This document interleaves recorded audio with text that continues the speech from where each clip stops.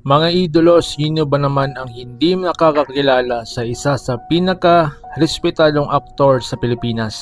Isang veteranong artista na ilang dekada nang humahanga ang publiko sa kanyang husay sa pag-arte. Ngunit lingid sa akalaman ng marami, dumaan pala siya sa matinding pagsubok sa kalusugan, kabilang na ang atake sa puso at iba pang seryosong karamdaman. Magpapatuloy pa kaya ang kanyang karera sa showbiz? Kumusta na nga ba ngayon si Pen Medina? Alamin natin sa video na ito. Kung trip mo po ang ganitong content, paiwan ng follow at pasubscribe na din. Tara po, simulan na natin.